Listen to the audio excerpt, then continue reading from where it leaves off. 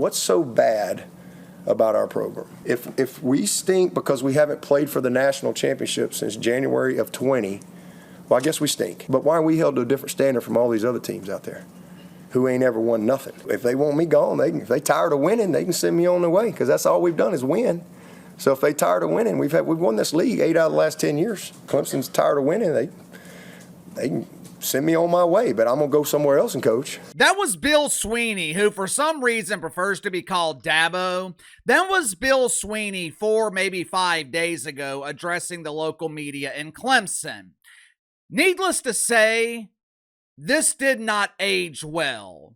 What is so bad about our program?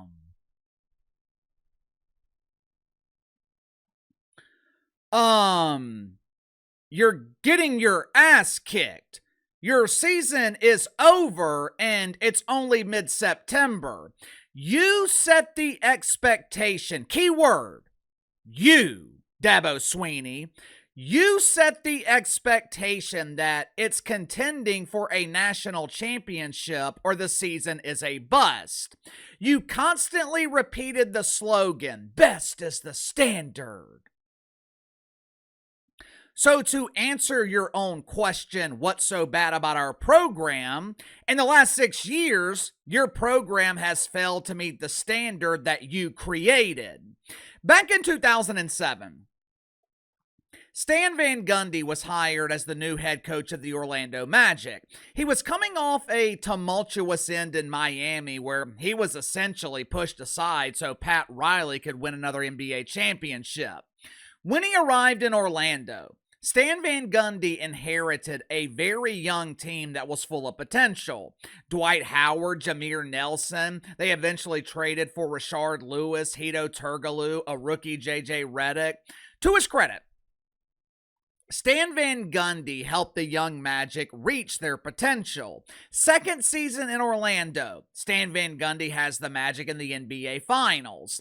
If Courtney Lee doesn't whiff that layup in Game 1, or maybe it was Game 2, either way, if Courtney Lee doesn't whiff that layup, I don't know if the Magic win the series, but they damn sure would have made it a series against the Lakers. Unfortunately, a gentleman's sweep in the NBA Finals was the pinnacle of that era in Orlando. Stan Van Gundy is a great coach, but the problem with Stan Van Gundy, his messaging, his antics, his approach, it quickly becomes stale. Shaq used to call him the master of panic. Eventually, the effect of the panic wears off and players just start tuning it out. I don't follow Clemson football closely. I watch some of their games. I saw them get their ass kicked yesterday against Syracuse, but I don't follow them like I follow the Saints or the Mavs.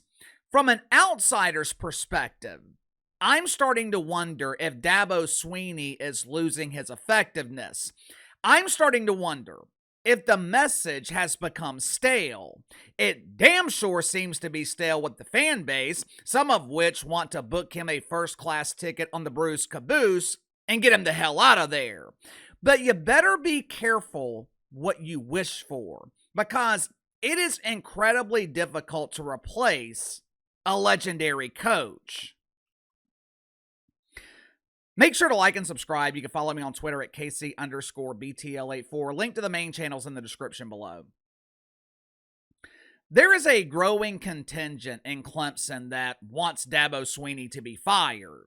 With a $50 million buyout, that's unlikely to happen. But they could make it so uncomfortable. They could make it so miserable for Dabo Swinney that he and Clemson work something out and they mutually part ways. If I was a Clemson fan, I would not want that to happen. I know you had a great decade in the 2010s, but you're not Alabama. You're not Michigan, Ohio State, Texas, USC. You're not exactly a high-profile destination for coaches.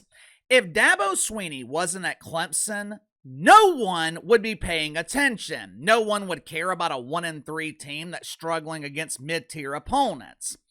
Before Dabo Swinney arrived at Clemson, This program was a mediocre ass fire.